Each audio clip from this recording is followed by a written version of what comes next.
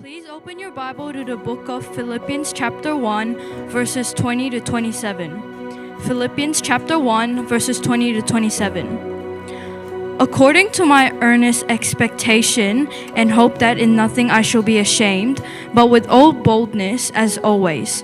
So now also Christ will be magnified in my body, whether by life or by death. For to me, to live is Christ, and to die is gain. But if I live on in the flesh, this will mean fruit from my labor. Yet what I shall choose I cannot tell.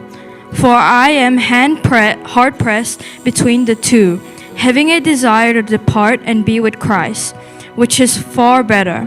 Nevertheless, to remain in the flesh is more needful for you.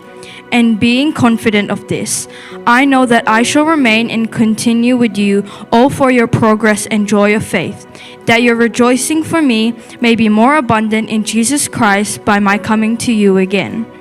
Only let your conduct be worthy of the gospel of Christ, so that whether I come and see you or am absent, I may hear of your affairs, that you stand fast in one spirit, with one mind, striving together for the faith of the gospel. Thank you very much, Allison, for that very clear scripture reading. How are we all doing? How are we all? How are you? Good? Not bad? Very good. So turn to the person next to you and say, I'm good. I know it's a very cold morning, and in some places it's so foggy. And but we are here. Are you glad you're here? Very good. That's good. And thank you to the praise and worship team for leading us and drawing us in our worship today. And the title of our message today is called Divine Fruitfulness. And our scripture reading today, it's about Paul, the Apostle Paul, writing to the church in Philippi, the Philippians. And he is saying in his letter, it's actually originally a letter to the church in Philippi. And he is saying that I cannot say whether I still want to be alive or for me to go with the Lord. And he's saying that for me to live is Christ, but to die is gain.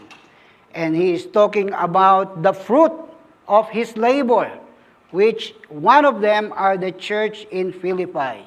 So he's saying to these people that I see that my life, the labor of the fruit of my labor, which is you, is striving, glowing. And he was happy. And he is saying actually that even when he go to the Lord, he comes home with the Lord, he is happy, it's a gain because he is leaving behind the fruit of his labor. So that's basically the context of our passage, of our scripture reading today. And we have learned in the past that fruitfulness, being fruitful and being multiplied, is God's first command and first task for human being. In Genesis chapter 1, verse 26 to 30, when God created Adam and Eve, and after naming all the animals and everything, and God said, I have seen my creation and it was good. And the first task that he has given to Adam and Eve is to go forth and multiply, to be fruitful and multiply. And again in Genesis 28, after the flood of when Noah and his family went to the ark, and after the flood, the water had subsided, and before starting a new life, God said to Noah and his children. Go forth, be fruitful, and multiply. So therefore, we know that becoming fruitful, multiplying, is the first task. It's very important for God. Because fruitfulness, as we have learned before, that fruitfulness is a sign of life. If you are alive, if you are healthy, you are going to be fruitful. You are going to bear fruit. It is a source of deep satisfaction. Have you ever seen a farmer planted and desired that what he planted will not bear fruit? Of course, the more fruit, the more satisfaction a farmer or a gardener. In fact, many of us, when you harvest a lemon tree or fig fruit or any other fruit that your garden have, you harvest, you share because you are so happy. So it is a source of deep satisfaction. It is the fulfillment of purpose, which is God's purpose for you and me. So you and I were created, and one of the purpose, our great task, is to be fruitful and to multiply. And that, as we have learned before, not just talking about having many children. All right? So it's not just about that. It's more than that. And of course, fruitfulness is the natural byproduct of a healthy believer. You know, when your spiritual life is healthy, when you are fruitful and you are multiplying. So, fruitfulness is not for self, it's not for our own glory, but it is for God's glory. As John 15:8 says, "But this my Father is glorified, that you bear much fruit, so you will be my disciples." So if you are multiplying, if you are living a fruitful life, it's not for you. It's for God's glory. And we have seen that in the parable of the talent in Matthew 25:14-30. We're not going to read that, but we know the story. Yeah? Do we know the story of the parable of the talent? Yeah, the parable of the talent when the master have left 5 talents, 10 talents, and so on and so forth, and some of them have hidden it somewhere, and it did not multiplied, or it was not fruitful, and the master was so upset. But those who have made it fruitful, then the master was happy and satisfied. And we have learned in John 15:5, it says, "I am the vine, and you are the branches." All right? So what is the meaning of divine fruitfulness? Of course, we know physically, fruitfulness is when you bear much fruit in a tree, in flowers, in gardens, in vegetable. If you plant with even for a small tiny seed, it bear much fruit, and that is fruitfulness. It's the process of multiplication. But what about divine fruitfulness as our message today? So, divine fruitfulness refers to the productive result of a life surrendered to God. Let's, malaki ba dito? Ayun, malaki pala eh. Doon sa likod ay maliit eh. Divine fruitfulness refers to the productive result of a life surrendered to God, manifesting His glory through good works, character, and blessing. So it refers to each individual. It refers to the family. It refers to the church as a corporate body. So it's a productive result, meaning it is striving. Why? Because it is a life surrendered to God. So therefore, if your life is not surrendered to God, then therefore there is no way that you can have a divine fruit. It is manifested, or His glory is manifesting through our good works. So remember before when we said that good works is not done for us to be saved. Yeah, we're not doing good works so that we can go to heaven. But rather, we are doing good works as a result of us being saved.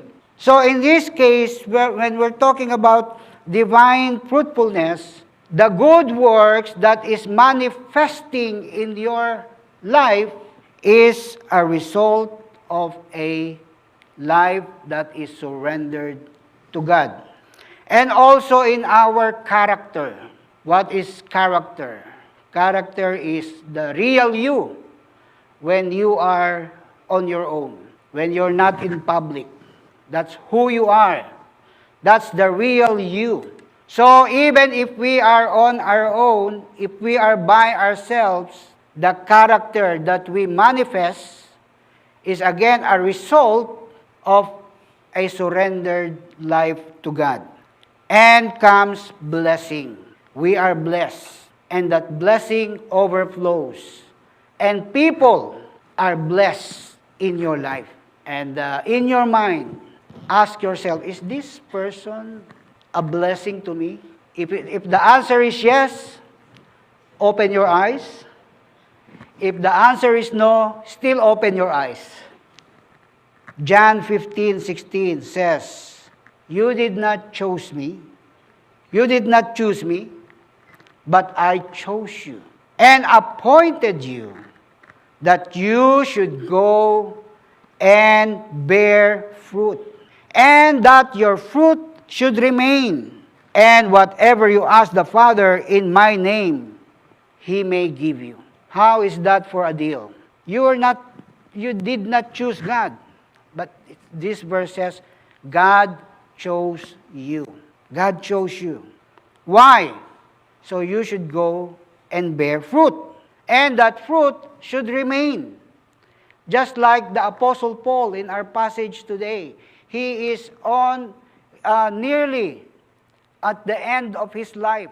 And he said, in my life, even if I'm still alive, you are the labor, the fruit of my labor. But even if I die, it is more gain for me. To die is gain. But I will look back and say that you are the fruit of my labor. My fruit, my life have been fruitful even if I'm dead, even if I'm gone in this world. Because in this verse it says the fruit should remain. And the last line on that verse is, whatever you ask the Father in my name, He will give you. How's that? Everything that we ask. But hang on, let's clarify that. Whatever we ask according to His will. Hindi pwedeng, Lord, I like Ferrari. I like 4-story house. Lord, I want this. Hindi po ganun. Only if it is God's will. All right, what is the promise of fruitfulness? Besides that God will give us everything that we like according to His perfect will. The promise of fruitfulness is God's promise that those who remain in Him will bear much fruit.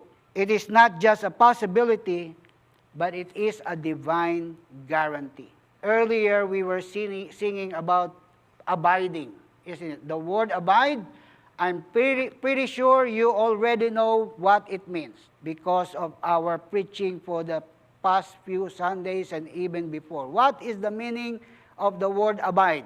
Remain. Very good.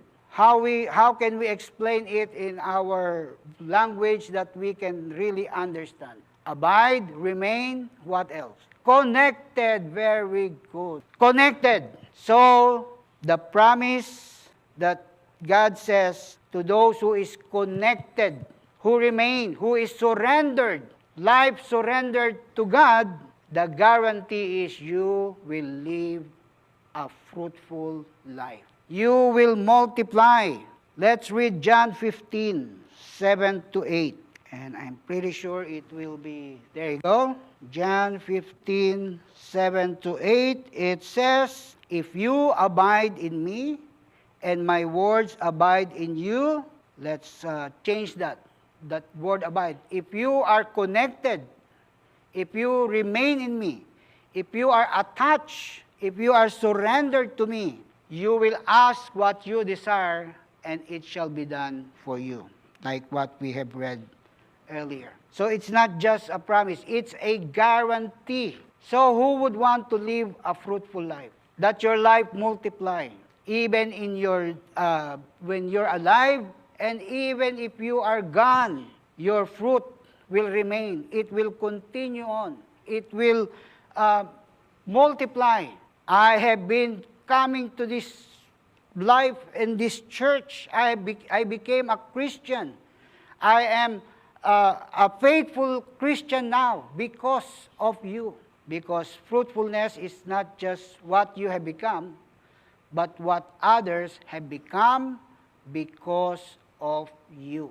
Isn't that nice to hear and to know that someone in this church, someone out there, someone in your family will say, I am like this because of you. I have become generous because of you.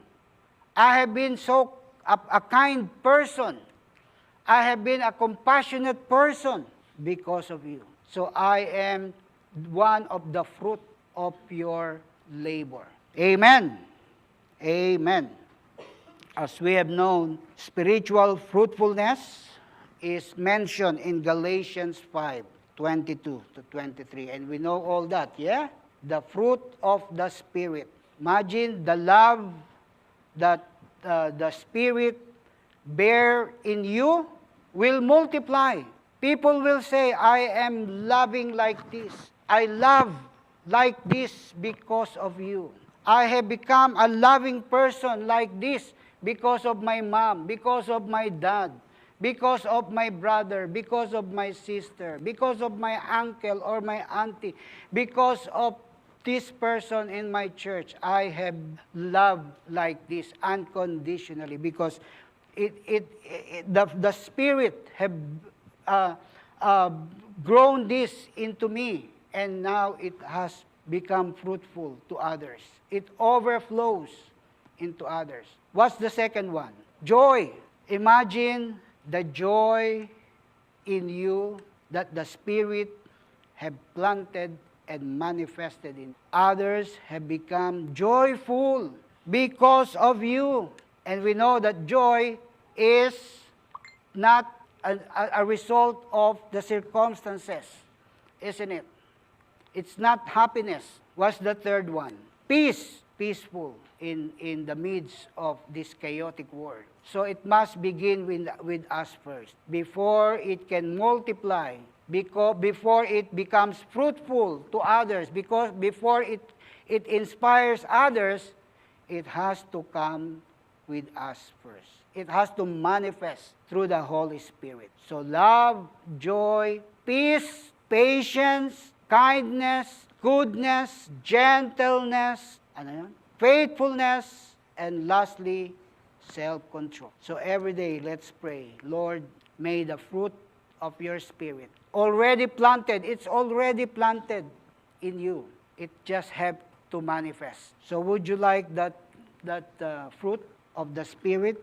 And of course, if we have the fruit of the Spirit, then the relationship is called relational fruitfulness. A fruitful life that impact others positively. If you have not noticed, yung 9 fruit of the Spirit, yung first 3 is your what is inside. And then the next 3 or 4, it's about how we relate to others. It is the fruit about that we are, the fruit that we relate, how we relate to others, like patience. You cannot be patient on your own. You have to have someone. Yeah, so when we pray, Lord, give me patience, the Lord will put you or let you go with someone that will develop that patience. So the next level of that fruit is how we relate to others. Like kindness. How can you be kind on your own? You have to have a relationship to make that kindness develop. So God wants us not only a spiritual fruitfulness, God wants us to have a relational fruitfulness. First and foremost, of course, if we have a husband, if we have a wife, that relationship to be fruitful. And then with our children. And then our children within the siblings. And then within the extended family. And then with the church family. So we have to, God wants to see in us a relational fruitfulness. I know we are imperfect, are worshiping with imperfect people. And that's true. Who among us is perfect? So turn to the person next to you and say, you're imperfect, like me. We're both imperfect. But guess what? The Lord God, when He said, be fruitful and multiply, it's not only spiritual, but also relational. Relational. So we have to have a fruitful life that impact others positively. We have to first learn to live among each other and allow that fruit of the Spirit to manifest in our spiritual life, but also in our relation. And of course, God wants us to have a material fruitfulness. God also desires to bless us materially so that we can be a blessing to others. And this includes prosperity in our work, prosperity in our health, and prosperity in our resources. So it's not bad to prosper, because God wants us to prosper even materially. Although I must emphasize that it's a bonus. Of course, first is yung spiritual fruitfulness, and then relational, and as an added bonus, yung pong material. One says, no matter of success in ministry, if your family has failed. Even if you're the most successful pastor that you can say, but if you have failed with your family, then you have failed. Anyway, Deuteronomy 8:18 says, and you shall remember that the Lord your God, for it is He who gives you power to get wealth, that He may establish His covenant, which He swore to your father, as it is this day. So, God is talking about material wealth in here. So, hindi po masama na tayo ay mag-accumulate ng wealth. Only that we don't serve that wealth and love that wealth more than we love God. Remember one verse in the Bible, the love of money is the root of all. John 10:10 says that the thief does not come except to steal and to kill and to destroy. But I have come that they may have life and that they may have it more abundantly. So, when you are blessed materially, God is happy. God is joyful. God is glorified. It's a warning to us. And also to love God first and foremost. Second, yung ating material. One of our preacher here, many months ago, says some people will build wealth, build big house, and then keep work and work and work intense for us.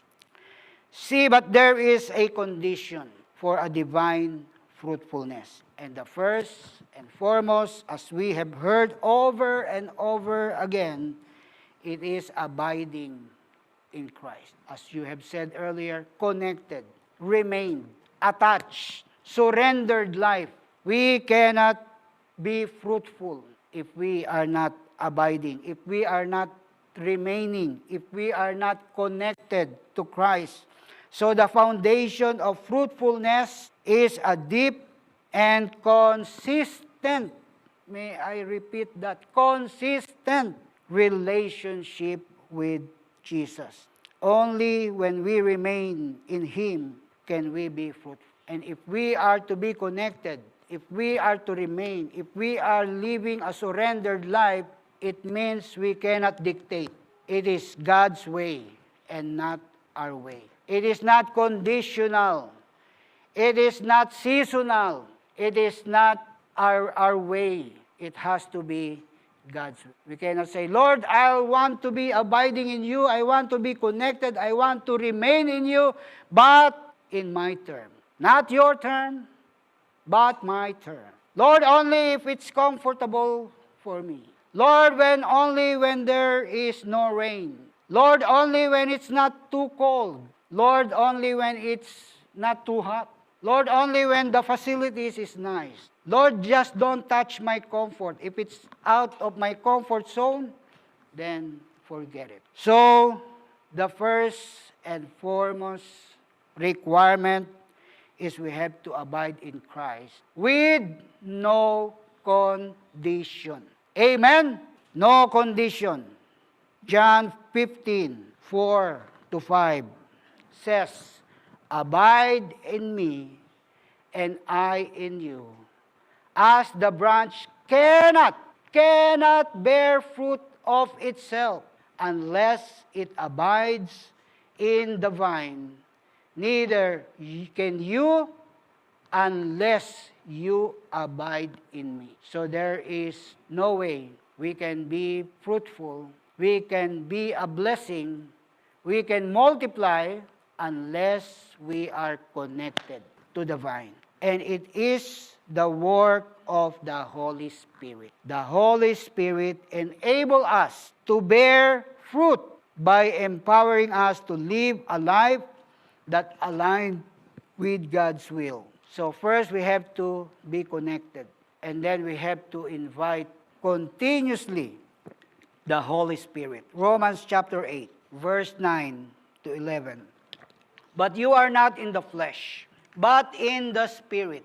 If indeed the Spirit of God dwells in you, now if anyone does not have the Spirit of Christ, he is not his. And if Christ is in you, the body is dead because of sin, but the Spirit is life because of righteousness. But if the Spirit of Him who raised Jesus from the dead dwells in you, He who raised Christ from the dead will also give life in your mortal bodies through His Spirit who dwells in you. All right. If you are saying that you have received Christ in your life as your Savior and Lord, the Holy Spirit dwells in you. You are now the temple of the Holy Spirit. So, you have to ask Him, the Holy Spirit, to continue working in you. Although He's there, but we need to continue to invite Him. And what is that called? It is called being filled with the Holy Spirit. Ephesians 5:18 says, And do not be drunk with wine, in which dissipation, but be filled with the Spirit. So what's the difference between indwelling of the Holy Spirit to being filled with the Spirit? So we are the temple of the Holy Spirit. The Holy Spirit's presence is in us. It's called the indwelling of the Holy Spirit. Being filled is different. When you are filled by the spirit of alcohol, what happens to you? Somehow you become talkative, yeah? Or you kind of lose yourself. You are being overtaken. So, yeah, from my limited experience about being overtaken by the spirit of alcohol, it's like you lose the control of yourself. And it's somehow the control of the spirit is overwhelming in you. Di ba? You become brave, you become bold, and so on and so forth. Especially and so on and so forth.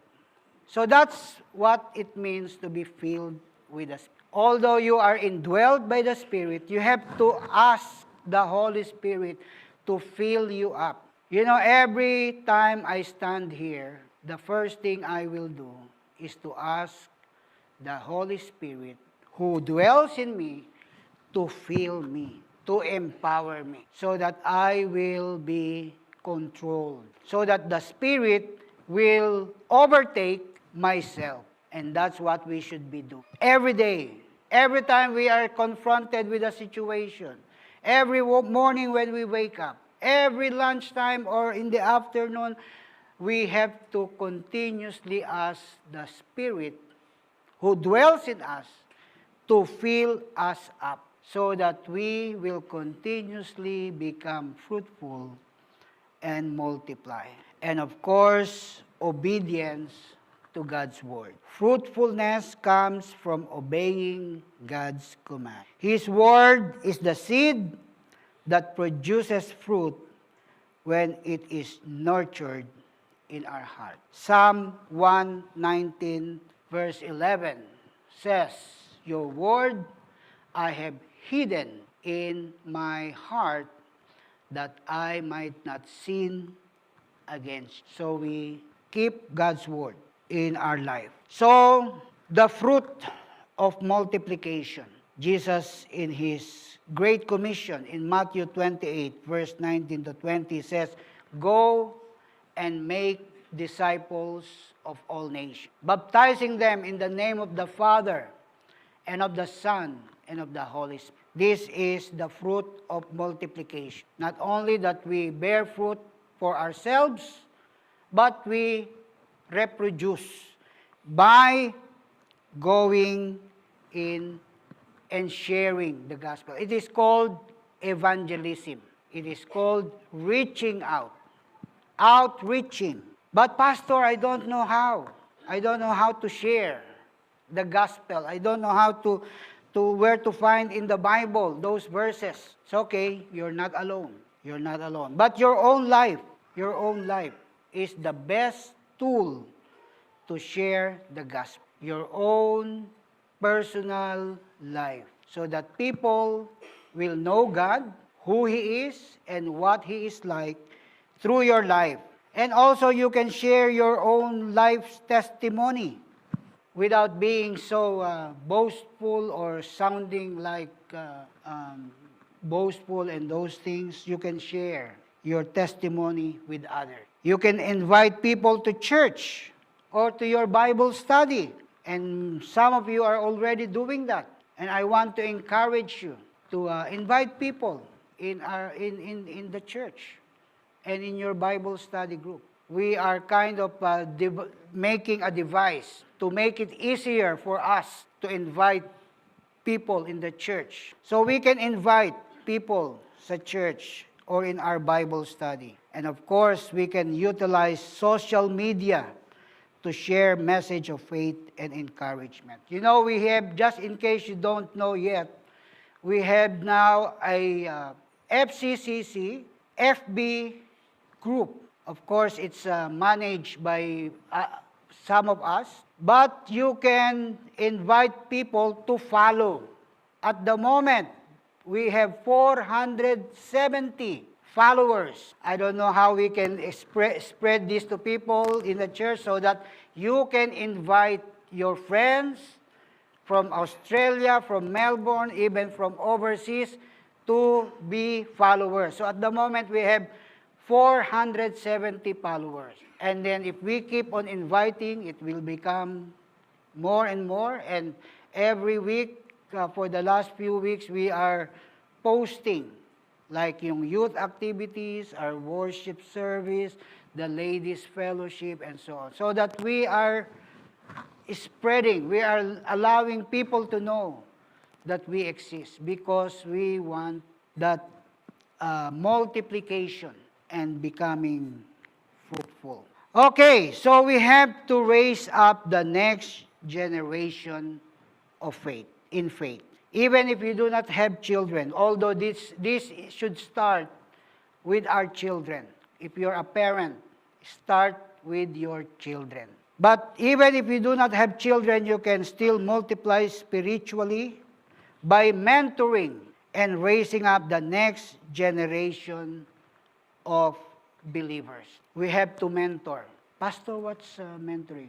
No, you just have to like, if you're a worship leader, and I'm sure the worship leaders are doing this already, they pick someone and they mentor. They train. They pass on their passion, their faithfulness, their dedication to the next generation. Even if you're doing like simply prepare ng Lord's Supper every first Sunday of the month, you can mentor people. This is how we do it. Itong mga baso na to, prepare. Then you mentor. If you're a Bible study leader, if you're a youth leader, if you're a Sunday school teacher, or if whatever your ministry, whatever your passion, we have to learn. We have to start mentoring. Because I see myself as doing mentoring young pastors, even old pastors, so that I can, when I am not the senior pastor of the church anymore, my work to multiply, to be fruitful, will continue. And I look forward to it. So, start mentoring. Start asking God, Lord, who can I mentor? Who can I pass on my faith so that the next generation of believers will continue? And that's what the Old Testament leaders did. The New Testament leaders, the last generation, that's what they did. And it's our turn now. This is the present generation. And we have to prepare the next generation so that the work of the Lord will continue. We have to, as I've said, our children, we have to mentor them. But as they grow up, we have to mentor them, disciple them. The young generation, the new Christians, we can serve in youth or children ministries. We can encourage young people to grow in their faith and leadership. There's a song called Find Us Faithful, isn't it? Kinanta na last time dito yun. May the footprints that we leave lead them to believe. So that, I'll tell you next time. Nakalimutan ko po yung lyric. Yes, that's it. The life we live will inspire them to obey. What a beautiful song it is. All right. God's design for fruitfulness is multiplication. To bear fruit is to be filled with Christ's life and have it overflow into a new life. Amen and amen. So divine fruitfulness is the natural result of abiding, connecting, remaining in Christ. It brings glory to God and advance His kingdom on earth. When we live in constant relationship with Jesus, empowered by the Holy Spirit, and committed to following His word, we will bear fruit. Not just fruit, but much fruit. So let us therefore strive to remain connected to the true vine and bear fruit that will last for His glory. Let us pray. Yes, Heavenly Father, your first task, your first command to humankind is to be fruitful and multiply. Lord, at times we are failing. We are not bearing fruit we are not bearing much fruit. Just because we are not abiding in you. We are not remaining in you. We are not connected in you. And we are not obedient. And at times, our connection with you is kind of limited, conditional, based on our comfort, based on our term and condition. So today, Lord, we want to make a fresh commitment, a fresh covenant that we will this time remain in you, be connected in you, so that we will be obedient to your command to be fruitful and multiply. Spiritually, relationally, and if you desire so, materially. Help us, Lord, by the power of your Spirit, that we pass on our faith, our passion, our dedication, our commitment to the next generation. But it must start from us. It must begin in us. So, Lord, I pray that each individual, each person represented here today, even those who are joining us online, I pray, Lord, that we will make this commitment, that from today, we will remain in you, we will abide in you, we will be connected in you, unconditional, because our desire is to be fruitful and multiply. And we declare this in Jesus' mighty name. Amen and